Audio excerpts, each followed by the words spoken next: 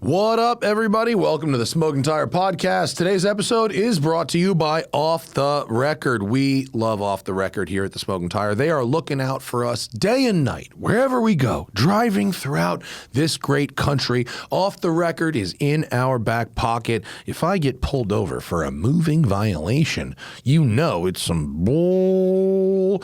And Off the Record is going to fight that all the way up to the Supreme Court if they have to, because I'm not pleading guilty. You hear? Off the Record has made so many alleged moving violations disappear for me that I owe them an incredible debt of gratitude. And you don't have to owe them a debt of anything. In fact, we're going to give you a discount. All you got to do is go to offtherecord.com/TST. If you get a moving violation of any kind, any size in America, don't plead guilty. Offtherecord.com/TST is where it's at. Get you 10% off all legal services. TST will fight that ticket. And boy, oh boy, do they have a great shot of winning. 10% off all legal services at Off the Record with offtherecord.com/TST. Do it. All right, folks, on this episode of the podcast, Zach and I went up to Big Sky, Montana for the F.A.T ice race, and we have quite the recap. I brought the Myers-Manx, ran it around the track. We had a good time. We saw some people. We saw some crazy cars, and we give our thoughts on the first ever Montana F.A.T ice race. Plus, the trailer drama never ends, and it seems that the Moda Miami show turned into a bit of a lake. It's the Smoking Tire Podcast. Let's go. Hi, everybody. Good motherfucking Monday morning it is. I have 18 hours in Los Angeles, ending at about 2 p.m. today, in between ice race and going to Spain, LOL, for the Aston Valhalla. That'll be fun. At the, oh my gosh, my glasses are so dirty. At the Circuito Navarra, which is apparently a very good racetrack that I have never been to. Navarra. Looks nice. It actually looks a bit Coda-ish from above. But so only a couple Americans get to go do this one, and there's not going to be an American press car. So my only chance is to quickie U-turn. Don't even put the suitcase away. Unpack, repack. Off to Spain we go. But the things we do. Sacrifices. Not a sacrifice at all. Volunteered for this. Just means a very busy 18 hours in between. I was here at 5 paying my bills, paying my taxes. That's just the other side of it. Got to get here at 5, pay your fucking taxes. It happens. But a lot of caffeine. Not panic attack levels caffeine, but we had collectively a pretty bad coffee week in Montana. The only thing bad about Ice Race Week, which we're going to talk a lot about in this show, is that there was generally not great coffee. Well, the coffee shop in town was fine. The coffee shop in town was fine, but and they were very nice, and we gave our extra passes to them, actually, for Saturday. But a lot of Airbnb shitty coffee, grocery store shitty coffee. Well, you never want to be the first renter of an Airbnb ever. Yeah. And I'm pretty sure we were, based on the number of unopened packages near the door that were probably had the things that we were like, how come we don't have enough cups? They're probably in that pack, but we can't open their mail because that's a federal, a felony, right? Yeah. So, we probably should have messaged the owner of the house and be like, "Hey, is this all the shit that we feel like this house should probably have?" Actually, that house that we rented, which was totally fine for our needs, was the most. It was like the most fugazi, like the most. This is for Airbnb house ever. Like our bedroom had fake beams in it that on one side of the room didn't go all the way to the wall. Really? Like they were cut like 4 inches short of the wall. It's like a plastic beam? Yeah, like fake over to make it look like wood. Industrial. Oh, the wood. Oh my God. Yeah, to make it look like it was like a wood truss in the ceiling. But it was like, I mean, obviously it would be fake even if it did go up, but this is like a steel construction house. Yeah. But like because it's trying to look like a cabin, sort of. And it was like 5 bedrooms, 2 bathrooms, Yeah. which is that's some Airbnb right there, and missing some crucial elements. Yes. But it was a means to get to the motherfucking ice race, and we did it like frat party style with like 8 people in a house. This shit was fucking dope. This was a pretty cool event. I mean, Chris Harris described, he was there for 5 minutes and he was like, this isn't a race. This is a party, and there happens to be 100% some vaguely motorsport adjacent thing happening in the background. Now, does he say that's true of the one that happens over in Switzerland? Where is it, Switzerland? In Austria. He said that one is a little bit more racy, but only because they've been doing larger. it for longer. Okay. It's like a heritage sport over there, whereas clearly, I mean, they were racing on a, if you go to a real ice race where they're like an actual rally car, like there's not like champagne and fancy food, and it's not like a luxury experience to watch an actual ice race. You're just freezing your ass off on a frozen lake. Sure. This is a spectator focused thing. No, like the fucking timing wasn't even like working half the time. The timing kept going in and out. I mean, yeah, it's après ski. Yeah, yes. But with cars as entertainment, Yes, effectively. yes. So everyone's doing the same thing. They do at like the bottom of the hill at 4 p.m. But there's also this little entertainment pond where cars are sliding around. Some of them, hitting walls. Some of them very expensive. Some of them going pretty fast. Right, Some like, not. It's a show. Like it's a show, and it's reflected in the fact that it's a show is reflected in the fact that like if like a driver's ticket, like to enter your car, it comes with a VIP ticket, but it's about a seventh the cost of just buying a VIP ticket. So like they understand the value of, if you're showing up with a car, like you are the entertainment, like we're going to compensate you in that other way. But like, that's not to say that people weren't trying to like get a good time or, proud to get a trophy or whatever. Like Zwart was absolutely trying. A number of people were trying to win. Yeah. And then there were people that had clearly done rally training, rally driving, like at a high-ish level. Yeah. And then there were people that like knew how to drive, like the kind of middle group. And then there were people that seemed like the only time they ever touch snow in their car is it's a Suburban, maybe driven by someone like very timid, very tepid people that were just, and look, some of them were driving millions of dollars around. Yeah. And they don't want to hit the wall. But they're out there. So, yeah, no, respect. I mean, there was a wide gap between, and it's such like an Instagrammable thing. Mm-hmm. Like a lot of the people that were going really slow, like in freeze frame with like the right shot, like you catch the right opposite lock that happens for like 2 seconds, and it's like, wow, that looks like super heroic. Whereas if you saw the video, it's like, blah, blah, blah, blah, you know. Whereas other people are extremely sendy. Mm-hmm. The homie was driving, I guess it was that guy's supercar, Ron's, like someone else that works for him that was like mobbing that Sterrato. Oh, that was rad. Which was a turbo Lamborghini Sterrato, and the guy was absolutely fucking sending like it. Big angle entry, yeah. And actually, whoever drove the Pagani on the first day, which it might have been the same dude, was sending it pretty hard in that car. That was impressive. That was just a crazy thing to see. Yeah. Like I remember I was walking up to just to the start line to film stuff, and from the back it peeked out. Like it's a very distinctive rear end on the Pagani, and I was like, is that a fucking Pagani out here? Like good respect. Yeah.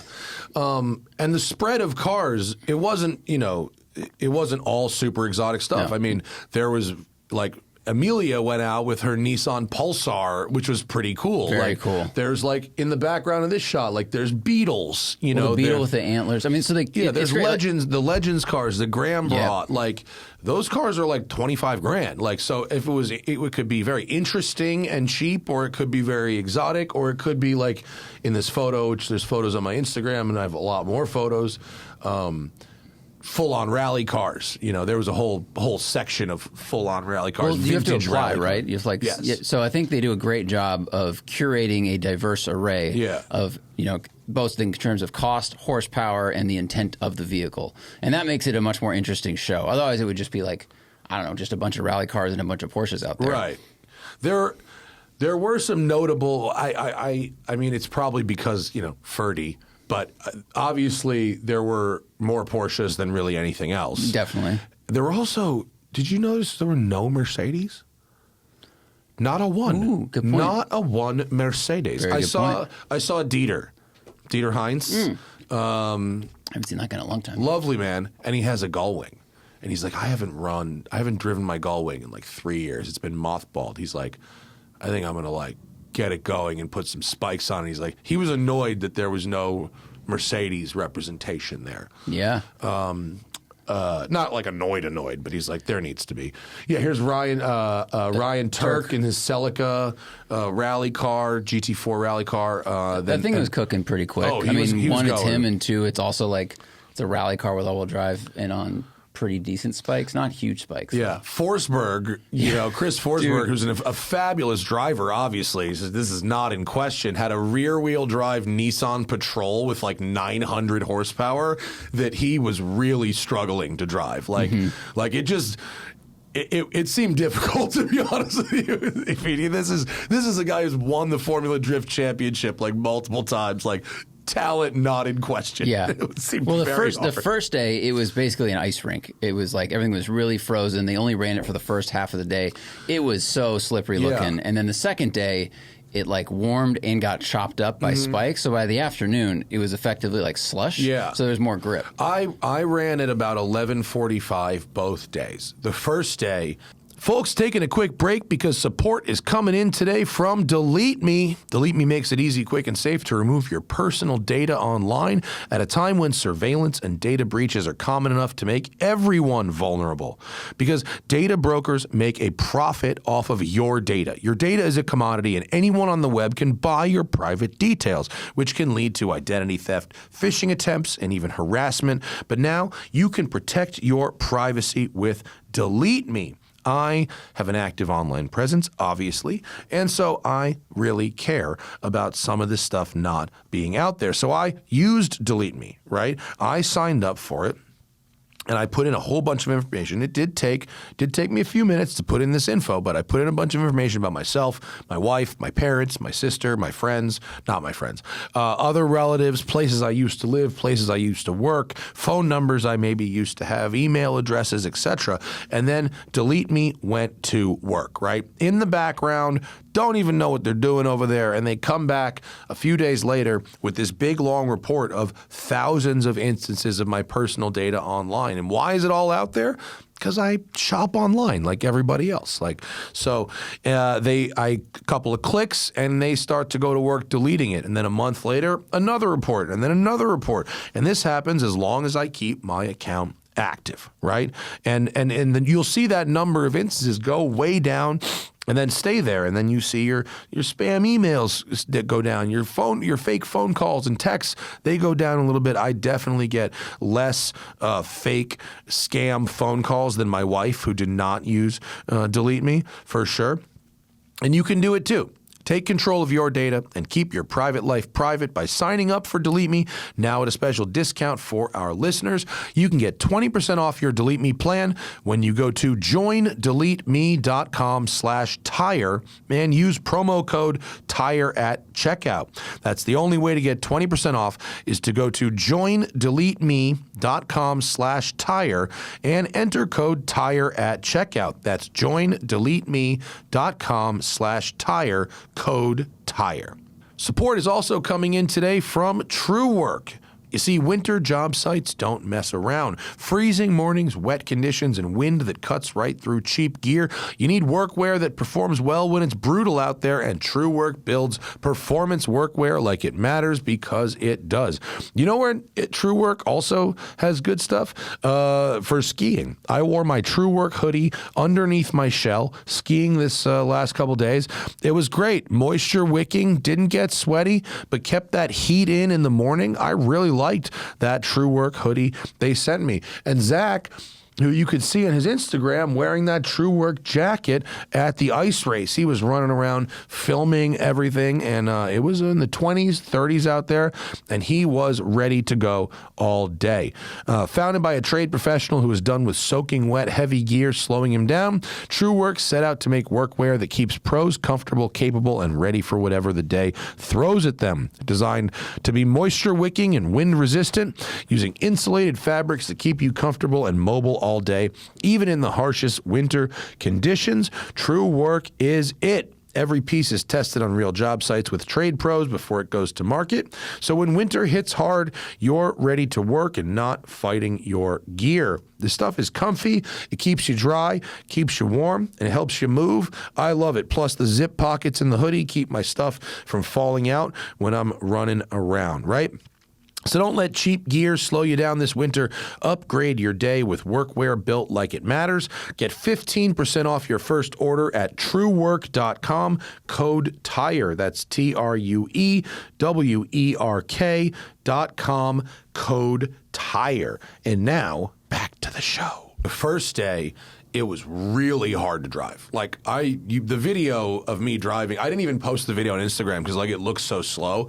I had so little front end grip, and if I tapped the brakes, I would just like slide. I was like, oh shit, and the Manx is like, I had absolutely no idea how this thing would drive on a loose surface. Like we had little spikes on it, and winter tires, but on ice, it was like it was pushy. Let's just say it was pushy. And well, your weight balance must be 10 front, 90 rear. It's not great, and so I got around, but it certainly wasn't anything to share on socials. The second day, I mean, if you watch the video from Zach from the Meta glasses, like it's better. Like the car is clearly like responding to inputs. Like we're getting some understeer, but also like a good amount of oversteer. I also, when it was a little more, it had that couple inches of slush on top of the ice.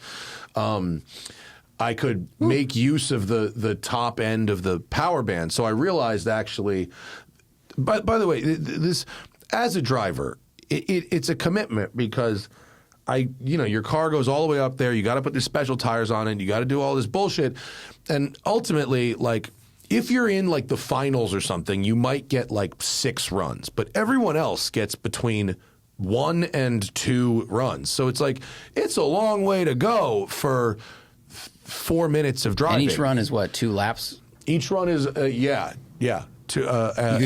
an out lap, and then 2 flyers, and then a in. Yeah. So it's not much driving. So if you are not familiar with your car on a loose surface, and the walls, as they warned us, and as we saw, unfortunately, quite a few times, they are not soft. Mm-hmm. They are hard. They're shredder fucking hard. They're like hitting the cliffs on Angeles Crest hard. When I went to Finland, the snowbanks were soft. I put a fucking Cayman GT4 RS into a snowbank at 60 miles an hour, and it was like, yeah. And then they just tow you out, and that was it. And the car's totally fine.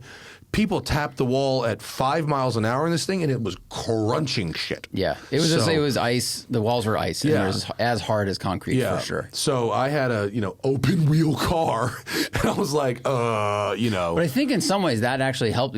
Graham, our friend, he hit the wall in one of the Legends cars, but because the wheels were outside the body, he bent the wheel, but the wheel absorbed that shock. Whereas our friend Ali hit, and the first thing that touched the wall was his headlight, the corner and of the quarter car panel. Yeah. So look, I didn't want to fucking hit the wall. I went 10 minutes. I watched Ali go out, and unfortunately, he hit the wall. Yeah, and then I was like, well, now I have to go. Well, don't hit the fucking wall. That's all. The first run was just don't hit the fucking wall, and I didn't. But it was like I was in second gear, low RPM, getting a lot of understeer, and it just.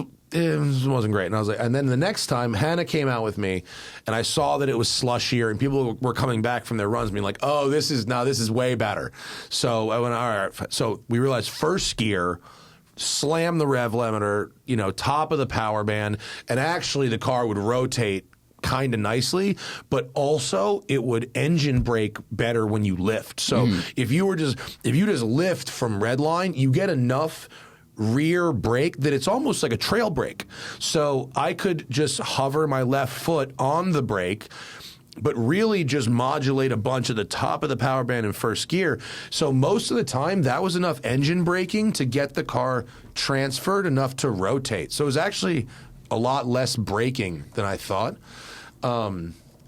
So that was more, if you got 5, 6, if you're a fabulous driver, you can bang this out in one run. If you're not, or you're unfamiliar with your car or whatever, really intimidating the first time around. Mm-hmm.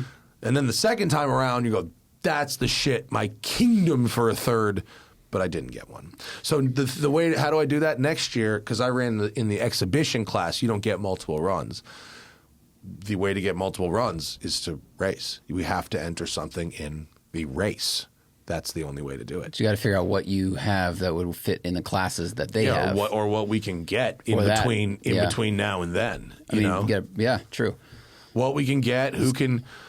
I'm already kind of working Bentley a little bit to drive that continuation 1929 blower car. Mike, who is the Bentley, Mike rules. We should get him on the show. He's the Bentley historics guy. He's in charge of all their like really old cars. He's a really good driver in the old cars. So he's always driving at Goodwood and stuff like that. Did he drive the old ones out here today? Yeah, he was the guy in the white suit, the very handsome man. A fantastic job. Yeah. So I was like, I want to drive that next year. And they were kind of like, well, you don't know how to drive. I was like, I will come to England and spend a couple days. It's somewhere safe, and I will learn to drive it. A racetrack, an airfield, like whatever the fuck you got. Streets, who cares? I'll come and I'll practice. And then I come drive it here, and they're like, okay, that sounds fine. So we have to go to England.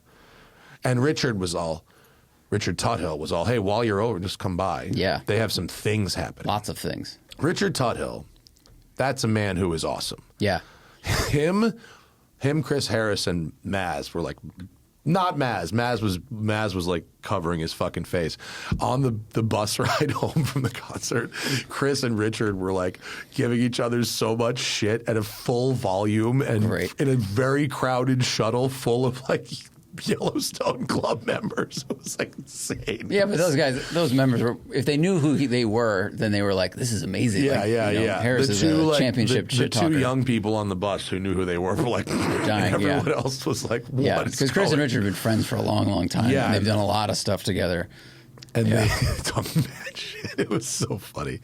But just like as a social experience, like I think it was a great place to hang out. It was a great place to see friends. It was a great place to once you were done with your session, day drink beers in a snowy but sunny fucking environment while people are doing fun, cool things in fun, cool cars. And I was impressed and excited to see the not just the variety of metal and actually carbon fiber that was out there, but like some of the cost of it and people really going for it and trying to slide full corners.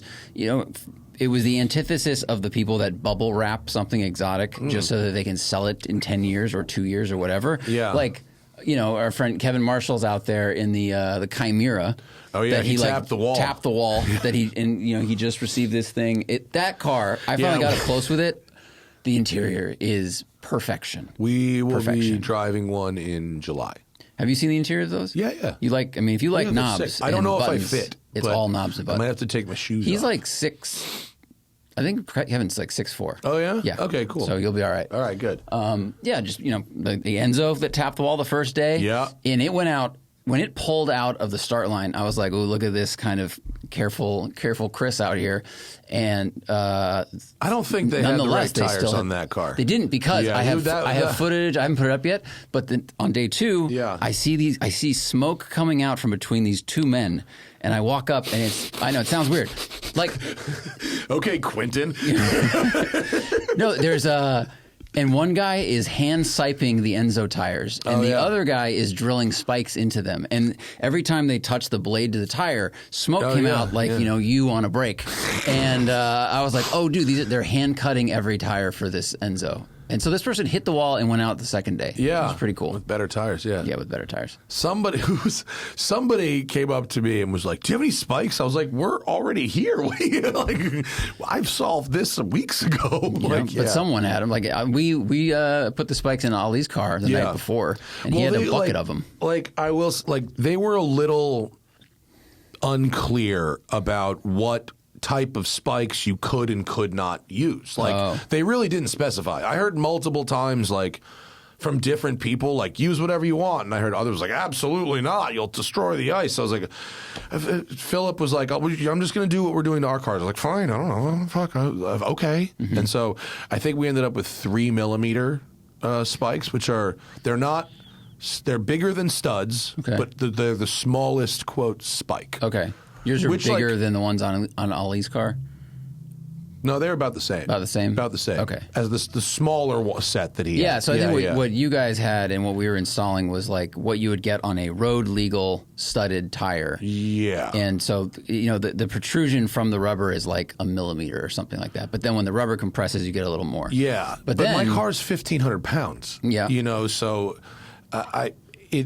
and I'm not sure. It didn't seem to do as much as it should when the track was really icy, and then it didn't really matter so much because they were studded winter tires, so it didn't really matter that much once the track was slushy. Right. I was just using the regular tread, so Did they run narrower tires on your cars than you normally do? Yes, okay, that's narrower rears. That's helpful. Yeah, we ran the same width as the front on the rears. Yeah. So. In the slush, there was actually, you could get the car rotated and slid, a decent amount. And if I had a big lake to huck it in at 60 miles an hour, you probably could. But I was, my wife's in the car. You don't want to hit the wall in front of fucking 2,000 people. No, you're effectively learning to drift in front of a crowd. Yeah. That's very difficult, actually. Did it feel like a mini 911? Yeah, kind of. Okay. But it was... I feel 911's the rear, the front end would be pointier. Mm-hmm. You could get the front end set in a 911 a little better. This it would push, catch. I bet your weight balance is really wild. It probably is. We should put that car on corner scales and see what it is. I expected it to be pretty terrible. I think 30-70. And if you watch the video, it's not terrible. Did you actually watch this video before you sent it to me, or did you just send it? No, I watched it. You did? Yeah. It's not terrible. It's tricky. And also, I'm on the straightaways and stuff, I'm sort of trying to manji it just for fun. Because why fucking wouldn't you? And it does not work here. Well, yeah. That's coming out of the start gate. If you, normally you would be already in a corner at that point. So the car is set up differently there. So anyway, a lot of people. Well, I just meant you could see you were adding angle, but it's going straight. So here it's wait, and there's the rotation finally. So it's a while after, and it's a while after you actually add the input. It's steer and then wait, and with rally driving, it's lift, turn, brake. Mm-hmm. That's how you set a loose surface car. So it's lift and then just the rear. The engine braking catches the weight a little bit, turn once it sets, and even once you turn the wheel, it's a half a second later that the front end actually goes. Yeah. And what I noticed, speaking of that, is when I was looking at all the footage on the plane, is the reason Ali crashed was really interesting. I was looking through the shots, and so Ali had put these huge spikes on the back of his car. And he had normal studded ones on the front, which, acceleration grip, sure. But then he was getting a lot of understeer because of this imbalance. Yeah. And I watched a clip and he's accelerating and the car is sliding slightly, a little bit of angle. And then as soon as he lifts, the car totally straightens out and starts heading toward a wall. Oh, wow. And it's because the back with the diff in it just gripped. And just said, no, we're going this way. So that's if you have a different, a tight, drifty diff. If you have a tight diff that on decel tightens up a lot, it'll send your car straight. Yeah. And it was the clearest example of how a differential setup can do that. Yeah, totally. That's very interesting. I found that engine braking with whatever tires I did have produced a balanced effect that allowed me to turn the car better. Better than when I was at lower RPM in second gear and trying to slow it down with the brakes because it's just the rears. Mm-hmm. So it's effectively trail braking. or excuse me, it's effectively left foot braking, not trail braking. So, man, I wanted some more runs. I was so excited because I thought I was going to get 2 runs on Saturday, and I didn't. I found out it was only going to be 1 when I got there. Oh, wait, oh, really? Yeah, I thought there were morning and afternoon runs on Saturday, but it was just morning. Oh, for me, for you, okay. For the exhibition class, yeah. Because they had to run more. Because they had to run other exhibition class cars and do like parade laps and stuff. But like, I thought like the tickets are expensive. Like the GAs were, I don't know, $300 or something. But I do feel that you got a quality product for that $300 ticket. I really do. And the VIP was like $3,000, which is super expensive. But I think the hospitality, food, service, beverage, and entertainment and scenery was better value per dollar than quail. Oh. Like that's how much is quail? Similar. Well, I mean, quail, you get like the 4 different or 5 different regional restaurant things. You do, but I don't think any of them were of the quality of the food that we actually got. Oh, okay. In the VIP I only tent. ate at one of the things at the quail. I mean, because the food was really, really good at this thing. The food was really good, yeah. And I thought the service and like the cleanup crews and like all that shit was like extremely on point. And the setting, like go back to that picture of Hannah and I think it's just the first picture in there. This was shout out to Jeff Zwart. I was like, I never asked Jeff Zwart for anything but driving advice and to pay his WCCS bill on time, neither of which is ever a problem. But I go, Jeff, I never ask you for anything. I need a favor. I need a photographer. Come take a picture of me and Hannah. But like this track being framed by this mountain, so you can just amazing. It was really well chosen, and actually the track is a permanent installation. Like, that won't just melt and disappear. Like, there's substrate under that. Like, they are not going to because it's in the middle of a golf course. But, like, they could run a rally school if they wanted to in the summer. Brian was like, the golfers would fucking revolt if we did that. Yeah, they would. All the noise. But all of the infrastructure they built there is, like, permanent. So it's going to be there for the next couple of years. That's pretty cool. I mean, like, it's so photogenic. And I will say that, you know, GA and VIP get pretty much the same view of things. Like VIP's like, if you do GA, you're not getting fucked on which corners you can look at and stuff, which is good. You get to see the cars doing all the same stuff. Yeah. You just, you know, you don't get like the food and the cover and the hospitality and things. But there's no restrictions in like the paddock area or anything like that. Like it's like VIP, Pikes Peak in that way. Like you can walk into people's pit. You can get right up on their cars. It's kind of like Goodwood in that way. Yeah, and there was like, even if it's GA, like they had like enough like food and beverage and coffee and bathroom options that it wasn't like, ew, this is fucking like it was straight. It was good. Media and it's nice that it's I mean, this would have to maybe evolve over the years. It was an intimate enough thing that you could walk to all the cars, pits, and like the track in 12 minutes. Yeah. So there's not a ton to see, but I think there's enough stuff.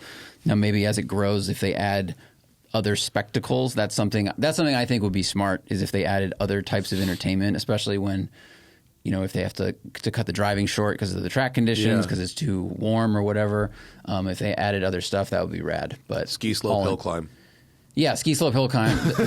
Everyone I talked to, I like the Rivian guys. They were like, we're excited about this. I said, have you seen the Germany ski slope hill climb? They said no. I was like, bring your truck to that. Yeah. And then I talked to Harris about it, and like everyone should go. Oh, like Scott. I'm like, you have all the Audis. No, put them together and bring it to that thing. All the people that they know about ski slope hill climb. Okay, good. They have ski slopes. Yeah. Like those are things. It's not there isn't a ski slope at the ice race track. But there's one 100 feet away. There's one pretty close by. Yeah. You know, so. Ski slope hill climb is crazy. Yeah. It's rad. It was it was a good time. It was really, really well done, and then the spread of cars, the people to talk to. I met some new friends. They're really, really good folks across the spectrum. Really fun fans I hung out with. They were really interesting people. And Montana's awesome. Like it's a fucking gorgeous place to hang out for a few days. I mean, it's really nice. Yeah, it is. I could live there for 6 months a year. It's pretty easy to get to from LA, actually. I mean, it's easier to get. It's easier. It's as easier to get to Bozeman as it is to get to Vail or any of the Colorado or Utah ski resorts. Direct from L.A.? Those for are a 2 bigger hours. pain. Yeah, because you have to land in Denver and then drive 2 hours. Denver, yeah. Unless you try to fly to Steamboat, which gets canceled a lot. Yeah. Dude, that was fucking nice. I like it. It's weird seeing all those Montana tags and not cringing. Yeah, not getting mad about it. Yeah. It's so funny. All the rich people up there, though, they all have the same exact car. They all just drive a white, silver, or black Suburban. That's it. That's all anybody drives. Like, you go to, like, Yellowstone Club. It's like billionaire fucking central, and they all drive the same fucking car. Really only because it's, it's their ski house and it's a utility vehicle, and there's apparently just no dealers in Bozeman outside of a Ford and a Chevy dealer, so they all just go to the same fucking dealer with the same car.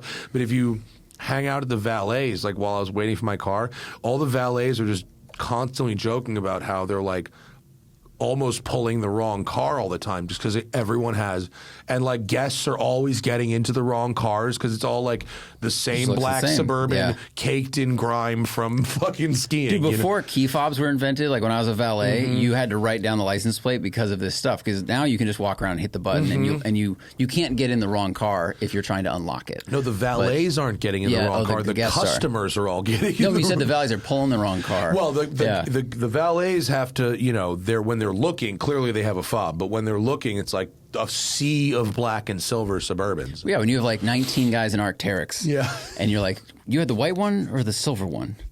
And they're not going to have many. I don't know, maybe they'll open a new dealership eventually, but right now the population of Bozeman is like 60,000 people. So I don't know if that can support competing car dealerships. I met a guy who is not opening a dealership, but is opening a general European car service center so that your Cayennes and your Range Rovers and shit can get served, which is extremely smart. They should just have that, because a lot of those people already have those cars and would just send them out there. And that's why they don't have them out there, because if they break, they go, well, what am I going to do with this thing? What am I going to say? I got to go to Salt Lake City or something to get this car fucking fixed, or Boise or something. I don't know where the nearest like Range Rover dealer is to Bozeman, but it ain't close. It was kind of. Did you see the photos from that Moda Miami thing though? There was like an enormous rainstorm that like flooded the. Oh, I did see that. It seemed very inconvenient. I don't want to but it is a little crazy that like our ice race was like almost too warm to actually have it, and then the Miami car show, in the right season, gets like totally fucking monsooned. I would like to say, and this may get me uninvited from future Moda is weed in Spanish from future ice races, but there was not enough snow. It was warm, and everyone around us, a lot of locals were saying that as well. So this isn't just Zach's lefty stuff, but I'm like, no, the climate change is coming. But what the top sponsor of this event is Mobil 1, owned by Exxon, and I'm just looking at this, going, the irony of this is just incredible. Sure. There was enough snow to race on, but people thought there might not be. No, that's MODE. MODA, dude. What? This is MODE. It was just picture a golf course covered in expensive cars with like huge lakes of water everywhere. It was fucking crazy. Here we go. It was crazy. Now let's see what footage they used. Oh, it's not going to be on their officials. No way it's on their officials. They should tell the story. Yeah, because I saw like a Carrera GT going through a lake. Yeah, right. Yeah, That's what people were talking about. Yeah. Moda Miami 2026. It was very, very. Yeah. There we go. I mean, I hope these. I hope these are on, but like, it's just like those cars probably haven't seen rain in like 40 years. How many alligators do you think got to attend the car show? Because we're looking at car. Oh my god! That is like a pre-war car with like water up to its mid doors. But it also looks like it's sunk at an angle, so the front of the car is much deeper in the water than the back. So that's not good. Yeah. Whoa! Was this on a golf course? Yeah. And it just rained? It just rained so much so fast overnight or something. During the morning too. Yeah.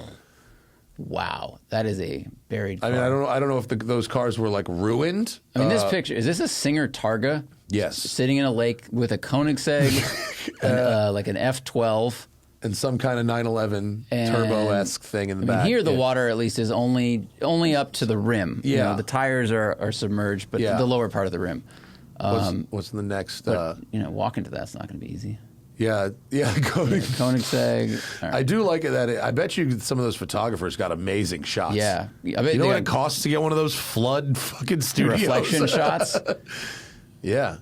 918 just sitting in a mud puddle. Man, there was opportunity for a few radar. people to do the funniest thing ever there. But so for people listening, this is a shot of the radar, the weather radar at the time, and it's bright red over the venue. Mm-hmm. And if you know anything about weather radar, red is bad. Means bad. Red means way more rain. Yeah. There's John Tamarian. This is John Tamarian's Instagram. It's good that the cold things were warm and that the warm things were flooding. That's good. I think John's about to dump water out of his shoes in this picture. Oh, yeah. Jeez. Oh, I didn't even tell the story of the fucking shoes. So I had a lot of luggage. I had my ski stuff because I was going skiing for a couple of days. I had my camera stuff because I did the podcast with Wes and because we were filming with the Manx. And then I had my clothes and also my helmet, because you need that too. So it was like I had a bunch of shit for one person to travel with. So the only thing that wouldn't fit in the bag were my fucking driving shoes. I have my snow boots. My footwear. Footwear for me is very important when I travel because my feet are big and my stuff is big, but you can't just take a bigger suitcase proportionally. So like, it's snow. So like, I brought those boots, those Russell moccasin boots that I love, and I was like, that's just going to be my shoes. Mm-hmm. And then, but I was like, but I'm going to be in the house a lot, and the floors are hard, so I'm going to bring Crocs. Home shoes. That was very smart. Yeah. And then but my driving shoes, because I can't drive with the Manx and snow boots, Hannah was supposed to bring, and she forgot. So I ended up having to drive barefoot, which, it's for 5 minutes. Like, it was actually fine, but it was pretty fucking funny that I had to do this silly shoe thing getting in the car, and I blew up Hannah's spot with the announcer came to talk to me on the grid, and Hannah was in the car, and I was like, my wife forgot my shoes, and so I'm driving barefoot, and the announcer was like, put the camera in there, and so this fucking people were dying. Yeah, actually. it was a good bit, and it wasn't that cold. So you were fine. If it had been 5 degrees, that would have been a problemo. Yeah, and we got the heated seats. Oh, that's right. Heated seats. Did you use them? Yes. Okay. Definitely. I had no temperature issues until I stepped in a very, very big puddle while trying to get a shot, and I submerged my trail shoes, and I was like, I'm glad I brought 2 pairs of shoes because I'm not wearing these tomorrow. Yeah. But otherwise, it was a pretty toasty day. It was also bright and sunny. Oh, great. And so, alpine sun is twice as warm as sea level sun. I had SPF 100 on my head though, and dude, Manx I have stumbled into fucking gold with this company because of Manx, they shipped the car, they studded the tires, they did and Max, shout out to Max, who is their radial technician from Australia. He was babysitting the cars. There was 4 Manxes up there. 3 of them were radials, and 1 had a Porsche motor, which was the loudest one, by the way. Which was the loudest one, and the only one that required people fucking fiddling with. I love Eli, but the radials all started right and ran just perfectly fine, and Eli had 3 guys fucking getting his old school ass Porsche motor going. But Philip put fucking tank treads on one of the Manxes, which was hilarious, because of course he did. Kind of worked. It looked cool. On the ice, it did not work at all because it was the fronts were like snowmobile skis, and so they need that force back from snow to turn. Yeah. So that thing had a little bit of understeer now and then, but the tank tracks looked incredible. Yeah, it did. And then they put the tires back on the front and drove it into town like that, with the treads on the back. Whoa, yeah, that's pretty wild. Wow. Apparently, if you keep it under 50, it's okay. Yeah, but faster than on tarmac, I bet it gets loud. Shady. It looks very cool, though. It made for great photos. Oh, it was fabulous, yeah. But, they had a whole support. So all I had to do was, show up with my helmet and my jacket and drive. Yeah, they were, warming the car up for you and starting them up because you're all parked together. It was cool. Everyone loved watching the Manx because you guys all went out at the same time, at least on day one, as a gaggle to race each other. Yeah. And everyone was just look at these cute little things. And, I had a funny shot where on turn 1, the big sweeper past VIP and the start line, everyone spun, and then they waved the yellow flag, But you, who have raced and know what yellow means, you slowed down, but you passed all the cars that had spun and proceeded around the track. Oh, nice. Do you have a clip of that? Yeah, somewhere. Oh, Yeah, cool. somewhere. Nice. Yeah, the first day I did thread the needle through a lot of spinny cars. I spun myself. You did? I soon spun after. both days. Yeah. I spun in the video up here. Oh, yeah. In the video from the Meta glasses, I spun. Right? Like 200 yards before the finish line, I spun. I was trying to fucking manji it in front of the crowd because they were super stoked. And nope. I try to, I swing it to the right, and I have a fucking good slide out of the corner. And then I try to manji it back to the left. Before the chicane. Before the chicane, not realizing that basically nobody had driven on that. So as soon as I kick left, it's just insta ice. And then I'm sliding, and then where I come to a stop, it looks like slush, but I look down and it's water. And I go, oh boy. And so I got like a little like almost stuck there, but I managed to get out of it all right. It's on the next lap, okay. Yeah, but actually it worked out because the spin allowed all the other Manxes to catch up to me, and so we could sort of like have a good photo finishy group shot at the end, like in Ford versus Ferrari. There's a funny moment. I was on day one. I was standing just next to some strangers as you guys are all going out there, and this I'm looking at your car and I'm talking about it, and this girl goes, "Yeah, my boyfriend's driving that car," and I go, "Which car?" And she goes, "That one." I go, "The blue one or the green one?" And she's like, "Oh, the green one." I go, "Okay," because I know the wife of the guy in the blue one. And she kind of laughed. She's like, "Well, we're not going to talk about that anyway." I was like, but I think it was Eli's girlfriend. Oh, okay, from yeah. Auto. Yeah, that makes sense. Yeah, wife. Sorry. No, it's okay. Or That makes one sense. of the two. Oh no, she was the girlfriend of the guy driving. Eli was riding passenger. Okay, yeah. I think your spin is here. This next lap. No, Oh, this is lap. this is a flyer. This is a flyer. This is my first flyer. Got it. And actually kind of nice.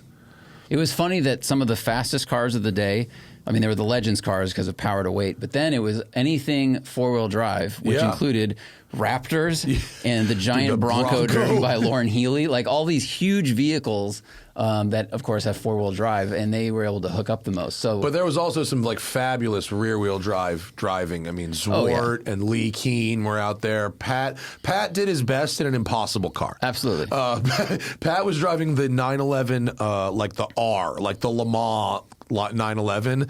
And it was just undrivable on that. He drove that, and he drove one of Batim's 1,000 horsepower things. Oh, here's so Manji right, Manji left, but sheet of ice, and now it's just don't hit the wall. And now my rear tires, I'm trying to move, but I'm in water, and so now I loop it. I actually get some front end traction. Don't hit the wall, please. And now I let one of those guys come by and Little point by there. Little point by, cross the line for. It's not definitely. I saw Batim at the bar on Saturday night, and he's like, "Yeah, my car was too low." I was like, "You had to come here to think to realize that? Like, you are a smart racing engineer." But there were a couple cars out there that were pretty much like dragging floorboard on the ground, and it was just so funny. He's like, "I think I need more ground clearance." Like, no fucking shit. I was worried that my car was, because I have the lower ride. I was worried that my car might be too low, but it was not. It was totally fine. Yeah.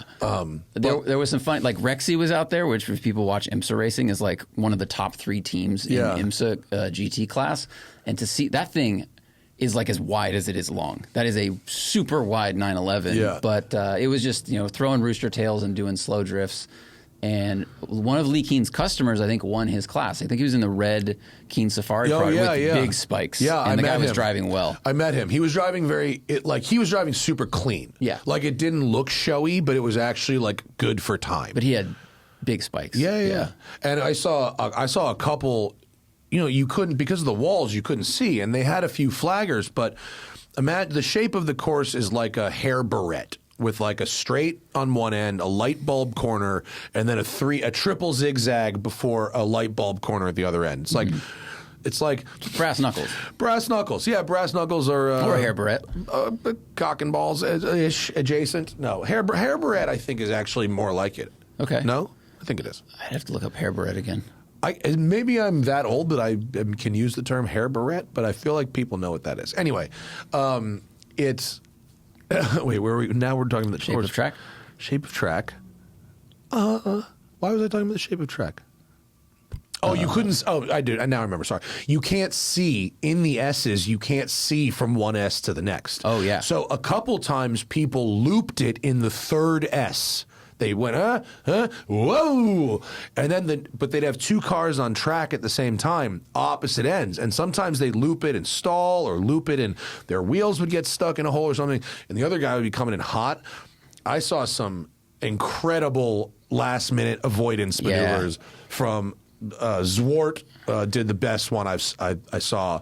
He downplays it. He was like, "No, there was more. There was room there." And I was like, "Oh, that was pretty." There were a couple close. Cost-saving maneuvers where people came around a corner and suddenly saw a vehicle they definitely didn't want to hit. I don't think two cars came into contact the whole event. I think that's correct. I think that's pretty good. Yeah. That's good because it could have easily happened. I mean, you could easily have a car spun out somewhere and a guy, can't stop. Well, because some of the walls are what, 3 feet tall, maybe taller. So probably 4. Yeah, it's easy to come around a corner and not be able to see what's around it. And if the flagger doesn't see it, or if you don't slow down enough, based on the yellow, you could have a big problem. Yeah.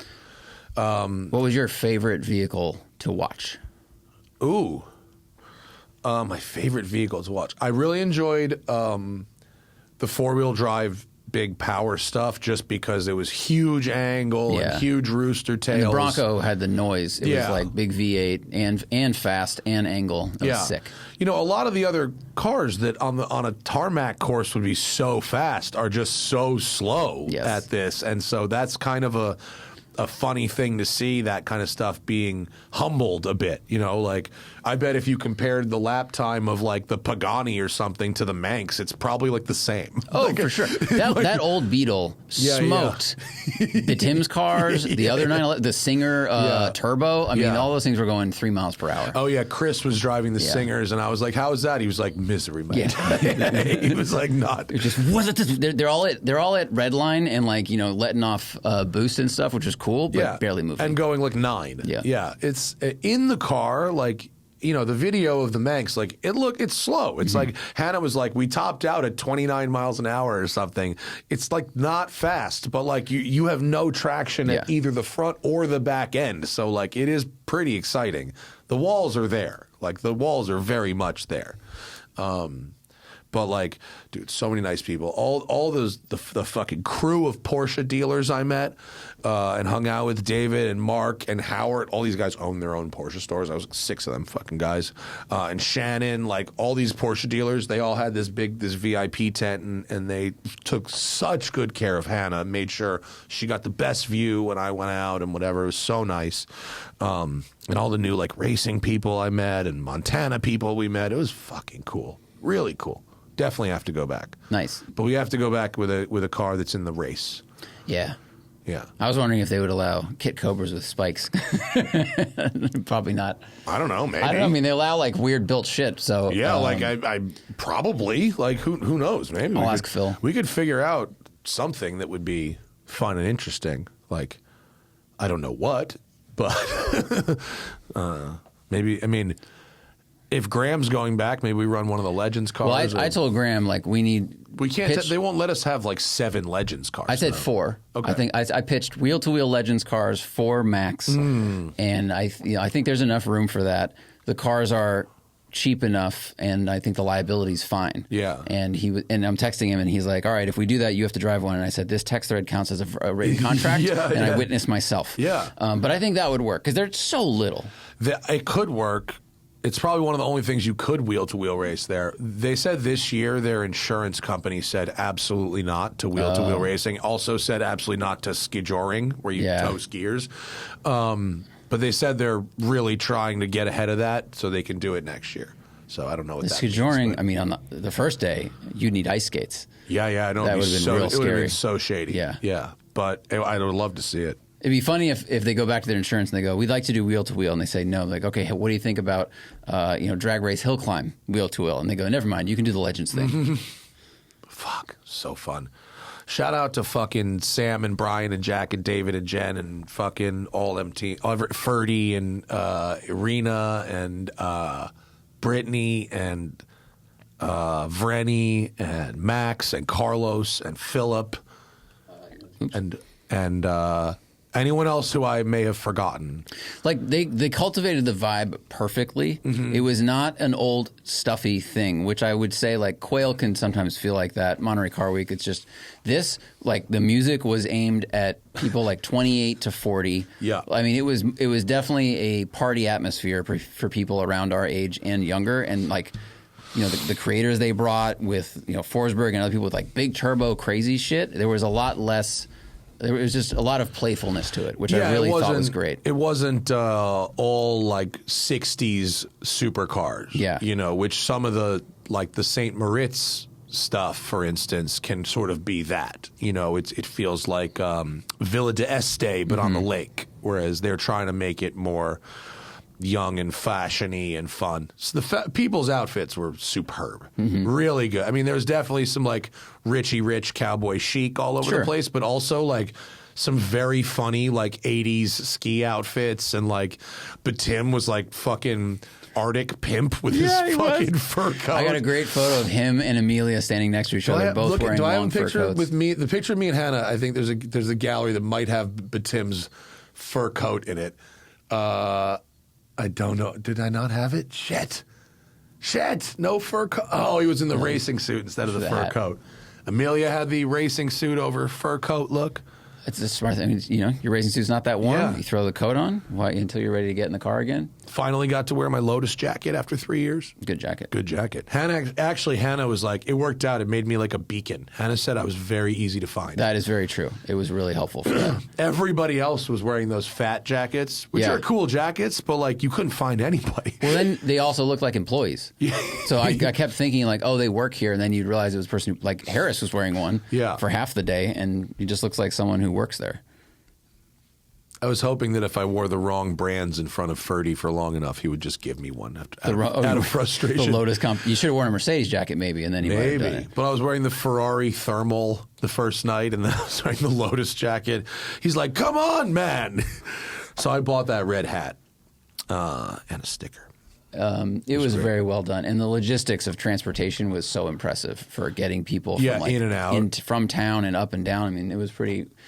When they had like 15 long buses, I thought this is too many buses, but no, it was great. It was actually it was great. I had to take shuttles to all 3 lots on different occasions, and they were very efficient. Yeah. So that was what Zach and I have been doing for the last like week. You want to go to the people?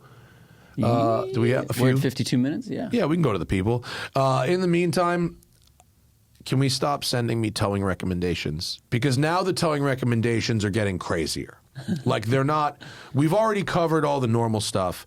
Now it's stuff that's full of like rage. And what's funny is there's extremely passionate people about towing on either side of you must have double your, whatever you need to tow, you must have double that capacity. And you absolutely do not need that double capacity. And here's 100 examples of people who are doing it this other way. And these people are both fucking adamant, absolutely adamant. And I'll tell you something, they can't fucking both be right. It's true. It's like a subjective thing, I guess. Yeah. But I deeply regret having this discussion in public. I learned years ago that the way that someone like me should buy a car is to fucking just buy it and then tell someone, and then go, here's what I bought. Or call 2 people and ask them what they think. Yeah. Because like anyway, we should please stop now. It's an email I got like yesterday started friendly, and by the end of the email, it was like, enjoy your warped brake rotors and smoked transmission. Like, what happened? Were you trying to give me advice? Or are you trying to like call me a cuck? Like, what are we doing here? Well, on the other side, someone messaged me, and they have one of these Brian James trailers, and they live in the UK, and they said that these trailers are balanced in a way that is meant to be used with lighter cars. You don't need the big truck, all that kind of stuff. So now I'm saying this, and if people live in America and they have trailers that are also balanced that way, don't yell at me. This is just what they were said, because in the UK, in Europe, they don't have big trucks. Yeah. So the trailer design might be meant to be used with something like that. I mean, that was kind of the idea. All the photos on the website, they're using a goddamn Discovery. Like a Golf. It's a fucking a disco. It's probably a shitty diesel disco, too, in England. It's not an SVR one. The only thing I would wonder is, do they have big mountains and hills in England that you go up and down? Whereas we, drive to Yosemite with the trailer and come down and crossing through the country. I mean, their mountains are not as big. Their mountains, no, but if you have a hybrid, if you have a regenerative braking system and fucking Cayenne brakes, dude, you'll charge your battery so fast. Probably. Yeah. But like, you're not smoking a Cayenne brake going down a hill because you've got a fucking trailer. I refuse to believe that company would sell a car like that.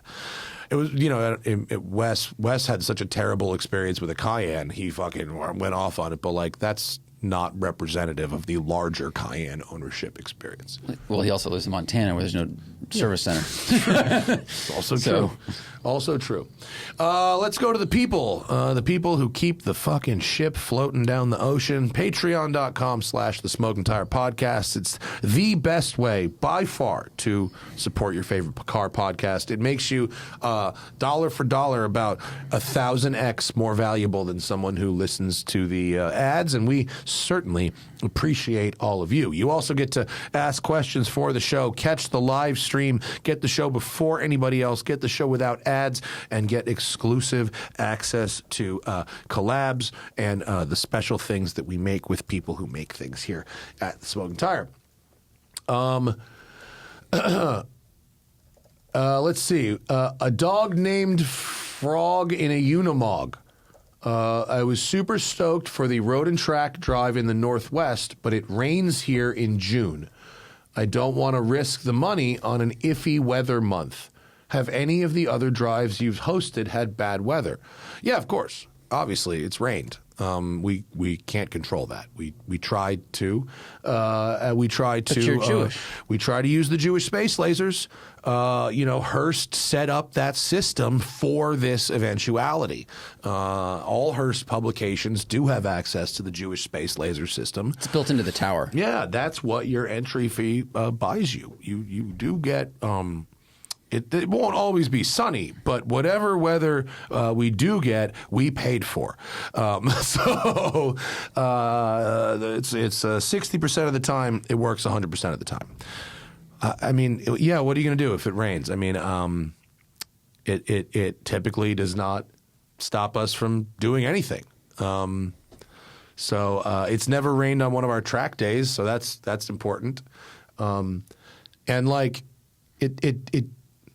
It does rain in the Pacific Northwest in June, but it's not like the super rainy season. It's usually intermittent.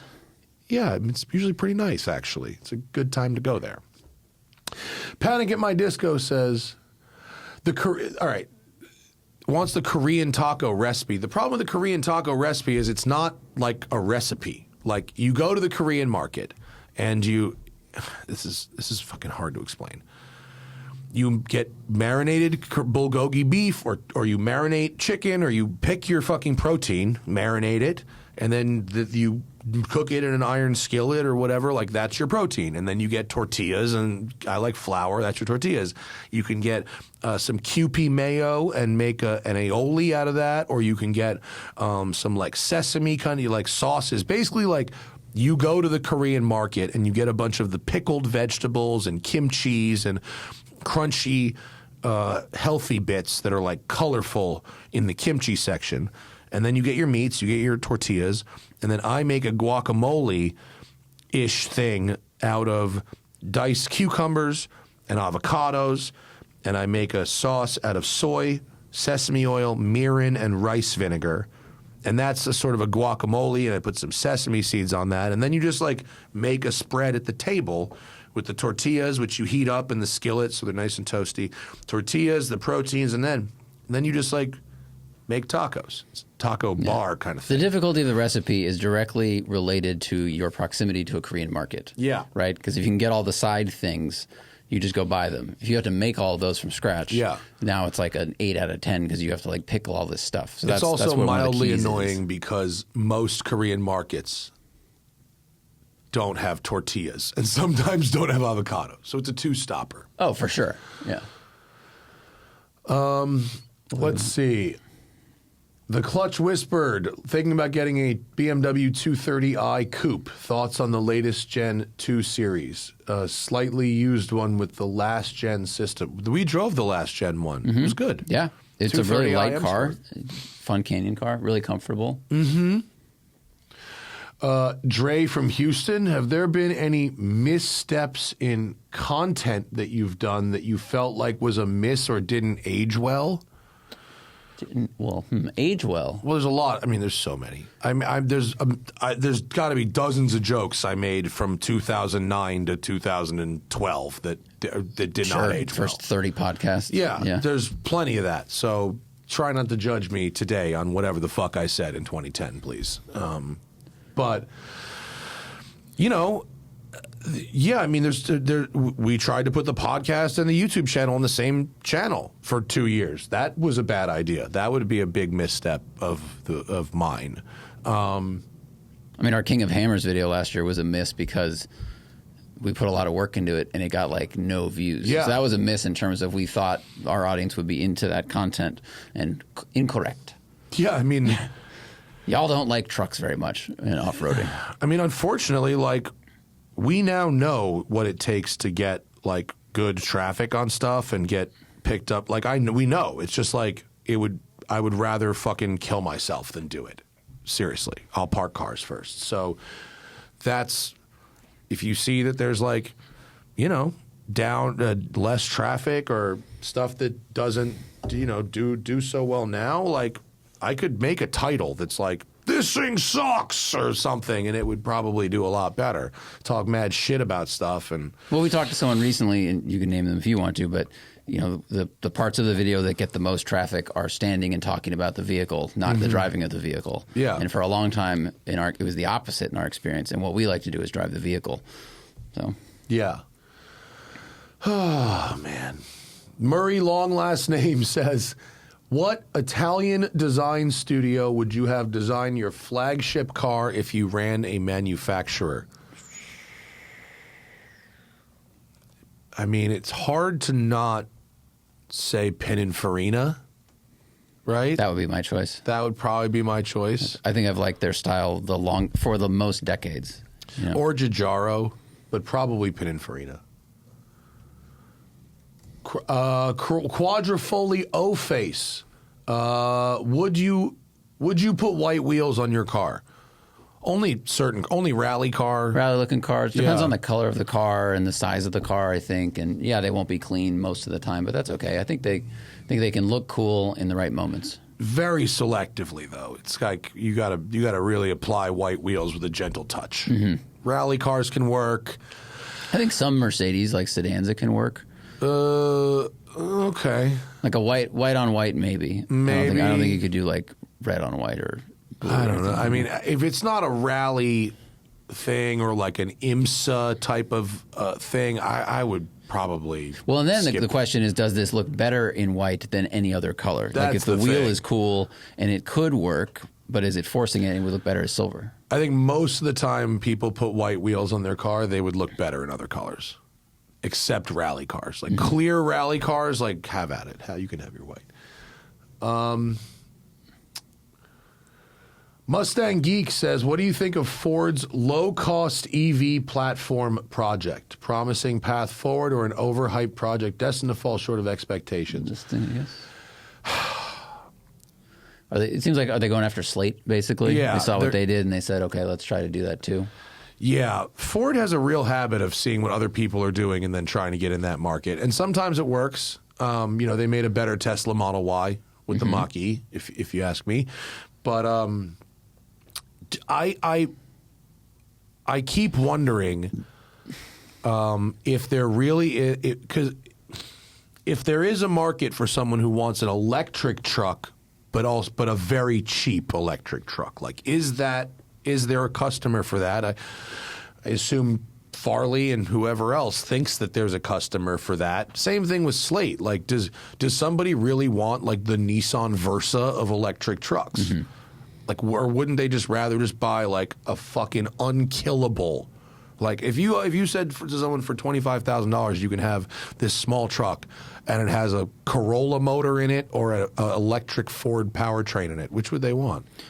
Well, I don't know. I mean, it's like you could buy the Maverick, or you could buy a Slate or a Ford Slate. Essentially, I don't. Do you think there's a customer for that? I don't know. I don't. I think it would go towards fleet sales and commercial use first, and I wonder if Slate's seeing the take rate be higher from like commercial stuff than it is from individuals, and maybe that's the argument. Like if you have a gardening company and all of your leaf blowers and shit are electric now, can you charge them off the truck? Sure. So then are they buying it? Delivery vans. We're seeing more of those like Rivian delivery vans and other companies that make the delivery smaller vans things. work, but that's not. I don't know if that was pitched as like this. I'm just saying like I don't know if that's where the popularity would be versus because you get more torque and power than you would from a cheap ICE engine. Maybe that's some of the argument, but I don't know. Yeah. I guess if you are using electric tools and you can then keep them charged off the truck, that is a benefit. I'd be shocked if people, like individuals, want this as their daily or something. I think it would be much more. I think there's business cases for it from businesses. Though. Yeah, maybe. We'll find out. I don't know.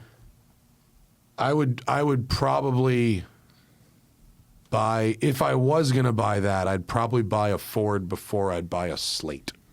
I would too. Yeah. Granny shifting, not double clutching like you should. 200 to 300K pre-owned supercar. What are you buying? Oh yeah, 720. Oh well. Let me inform you, Zack Klapman, that you can put the 750 gear set in a 720 for about $26,000.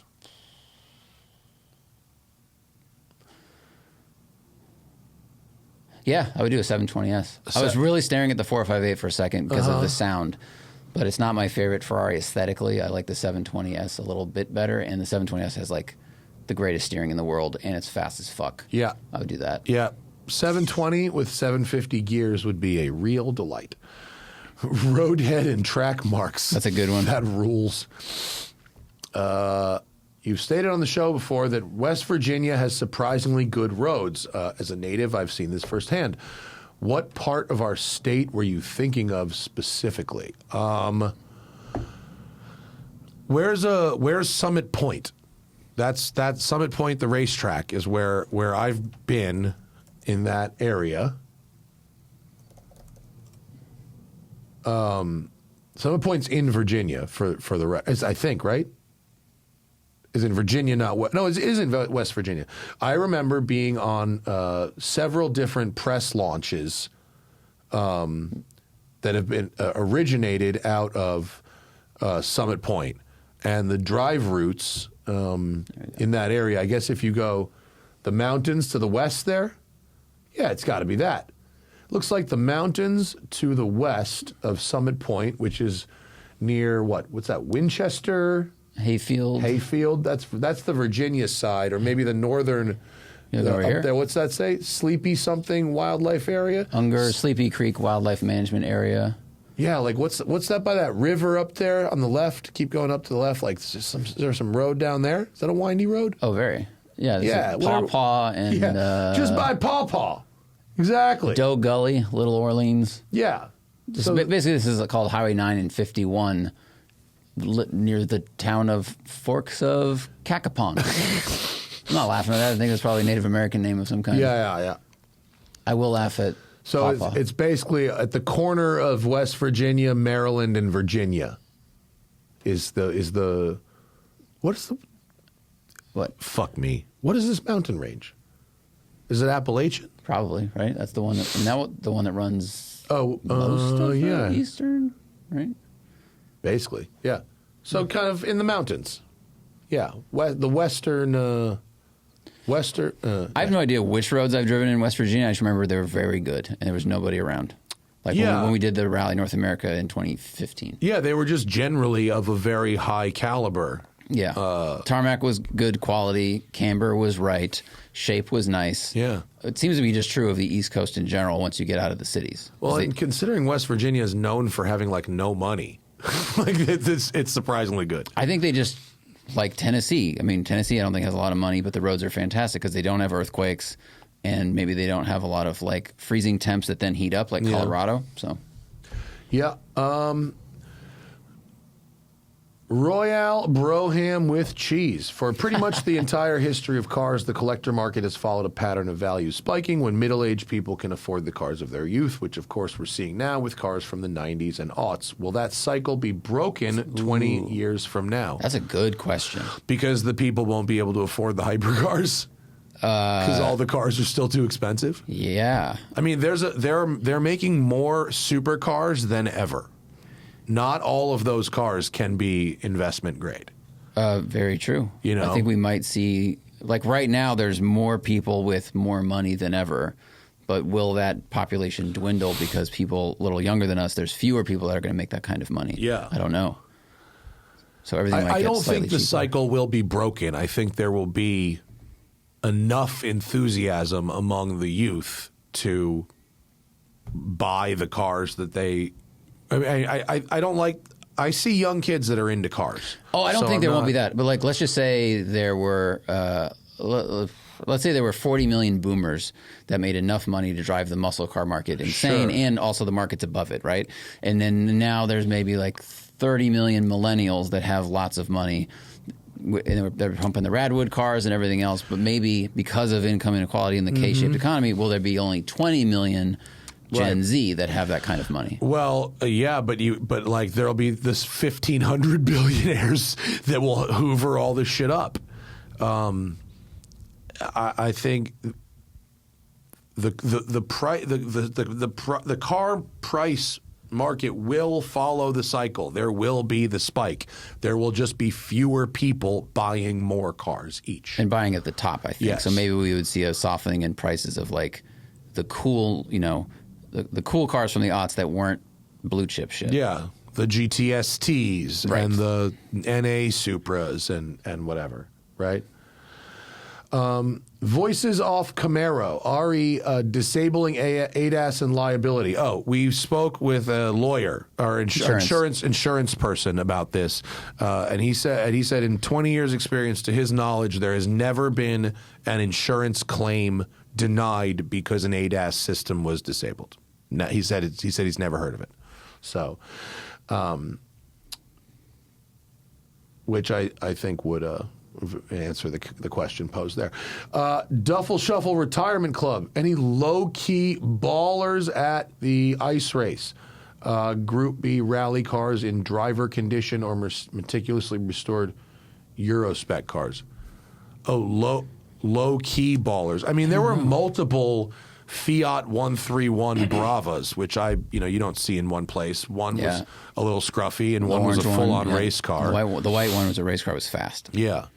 I didn't see any like proper Group B stuff. There was one Escort there, for the Ford Escort, There was right? an Escort Cosworth, one of the Repsol ones, and there were a couple other there was a bunch of rallified 911s. Yep. But they were not like Ken Block. Lucy Block drove Ken's East African safari car. But nothing that was like there was a dude ripping a fucking real Lancia Stratos. That's true. I mean, but there was no Tommy Mackinnon something. There wasn't a Colin McRae Subaru. There wasn't anything like that. Yeah, I don't think F.A.T wanted to fill the whole thing with competition rally cars. I think he wanted.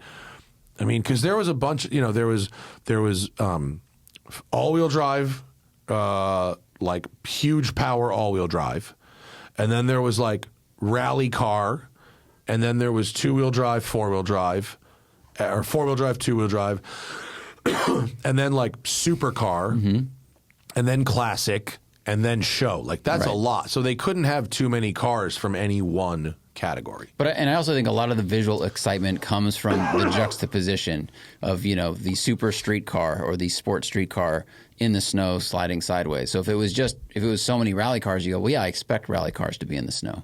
Yeah.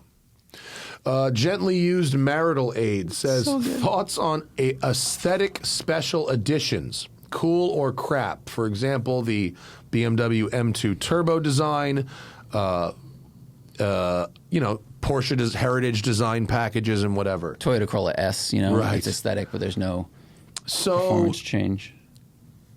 I don't hate that they exist, but I don't like when people collect stuff like this because it's supposed to be a collector's edition. I think that's sort of douchey. If you like the colors and you want to buy this as the color package for your car, okay, cool.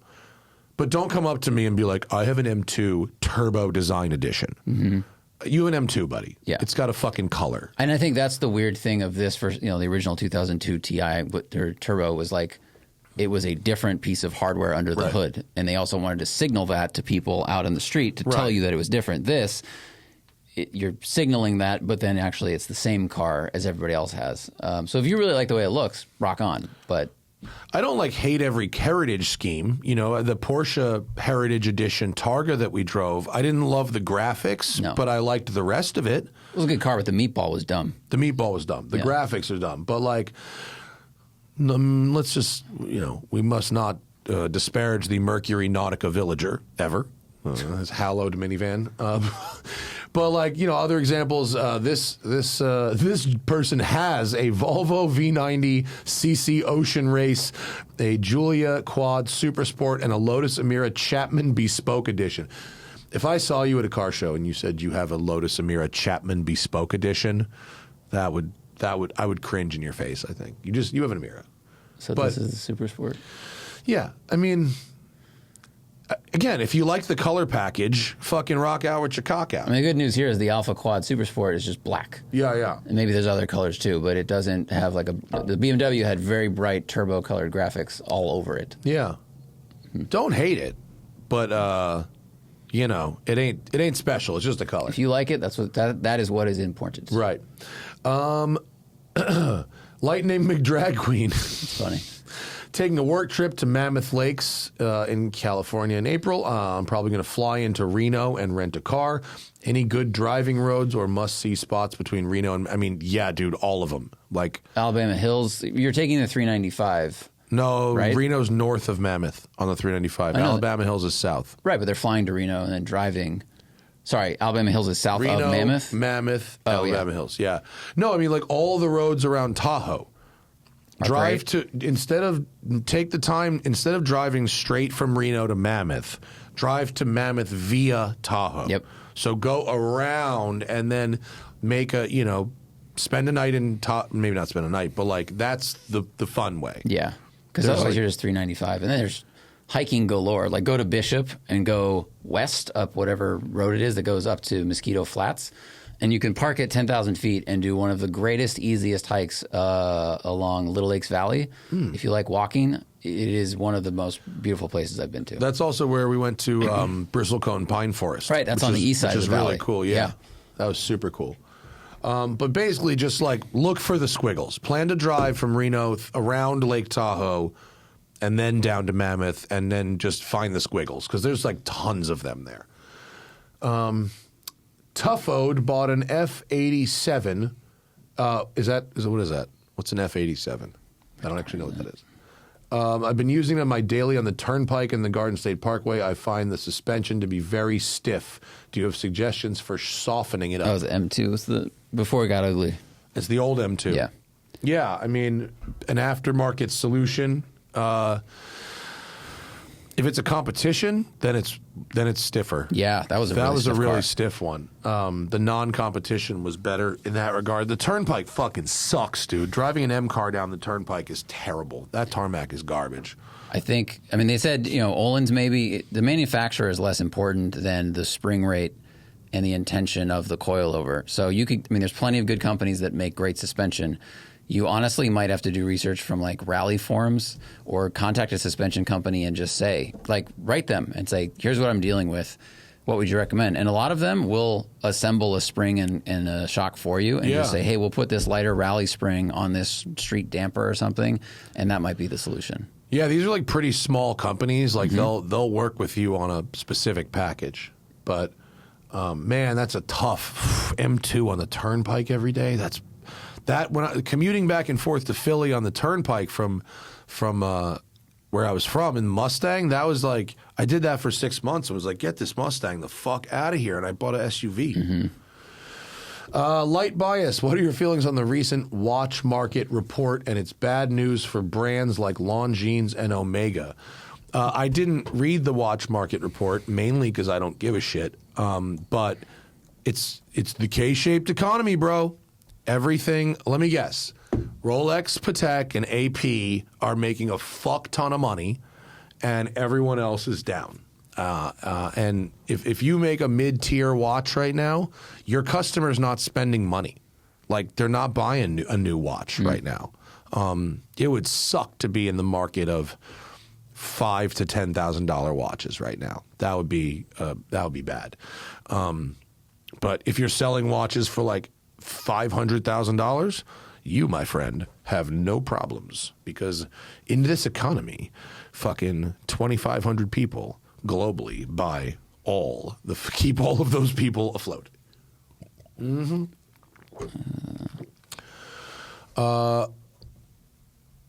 The swinging tire. What unusual cars would make fun ice race cars? Depends if you want. What do you want fun to mean? Do you want the car to actually drive properly, or are you just talking about silly? Well, there's a Caterham there. Yeah. And that, I think, needs a little more ground clearance, but that would be very fun because it's like a street-driven Legends car, essentially. Yeah. Sam's Ariel Atom, Ariel Nomad was that was pretty Sam's car? Yeah, it was Sam's car. That whoever drove it did it well, too, because they were sliding it very nicely. That's a good thing for that. Yeah. A fucking... like a Renault R5 Turbo, it would probably drive terrible, but it would be they drive terrible on the street, too. Yeah, they're not great. That off-road Viper? That would be cool with some big spikes. I think front engine's great because you can just carry the slide past the whole crowd. So that's what I'd want to do. Something like, big, a fucking Fox body with big, like 1-inch spikes on it. I mean, anything like that would be super cool. That big, what was it, like 944, the one that was like a trophy truck? Yeah, with the LS. It didn't seem to be running right. It didn't. And it had a trans problem, and it wasn't fat, but it just like good spectacle. It did look cool. Yeah. 944s seem to be about right as well. I mean, there was a couple different lifted 944s that were cool. I don't know, something loud with 4-wheel drive would be great. There's light. Like, Amelia's car was rad. Yeah, it was. That's such a cool thing. Yeah. An R32 Skyline rally car would be kick-ass, actually. That would be super fun. I would very much enjoy that.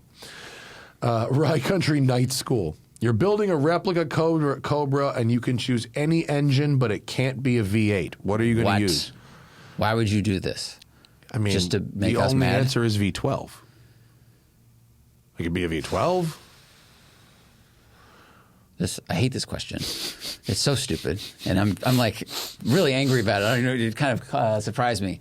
It would sound wrong, and the engine would be so long. It would be too big. Weird. Yeah, straight 6, and then you're basically driving a Jaguar, but with more steps. What about a W12? Sure. All right. A W12 would be the length of a 6-cylinder. I do like an RB, I guess, and just make it 1,500 horsepower, and just to placate yourself for not having a V8. This is a dumb question.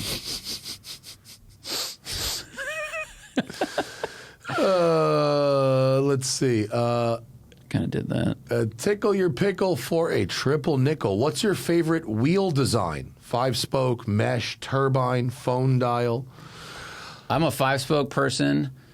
Like, if I had to just choose one kind of setup for the rest of my life, I'd go 5-spoke of varying thicknesses, or the BBS rally cars. Like, that wheel is, when it's filled out, that's rad on the right vehicle. The problem is that it's highly specific to the car.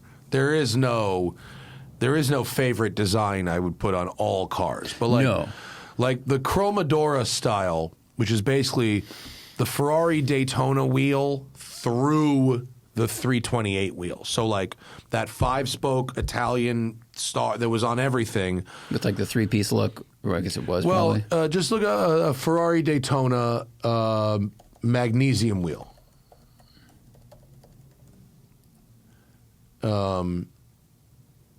That so it didn't have to be that color, but that star pattern, right? That started on the Daytona and it went through pretty much every Ferrari of the 80s you could get with a variation of this star pattern, right? So I think that pattern looks the best on the most different types of shapes. Mm-hmm. You know, I agree.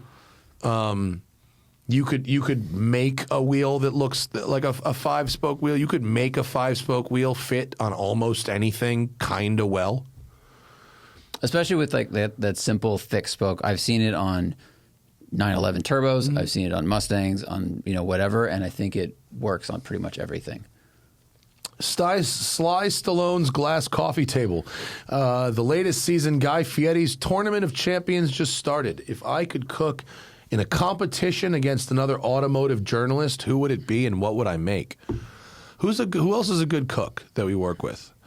Is Johnny a good cook? He's a great baker. His bread is fucking fabulous. I don't know if I've ever had his cooking that wasn't bread, but I've never eaten food made by another journalist. I don't know if I've ever. Yeah, who's who's a really good cook? Amelia. Oh, really? Amelia made me and Hannah a great dinner. She was a very good cook. I was impressed. Johnny's probably a good cook. If I had to guess, I would guess that he is. Who else do we know? I bet Dan Neal can cook.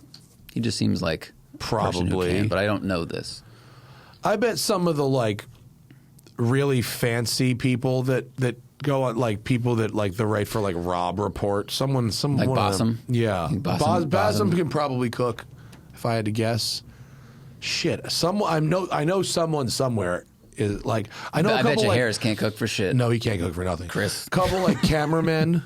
I know a few production people that are better cooks than actual automotive journalists.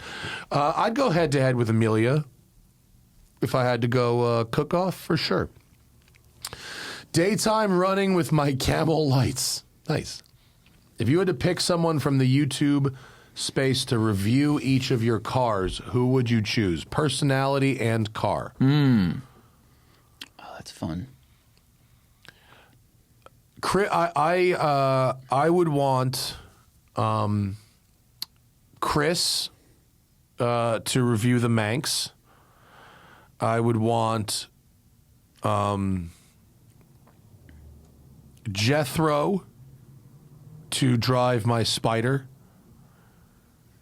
And I would like Doug to drive the Delica.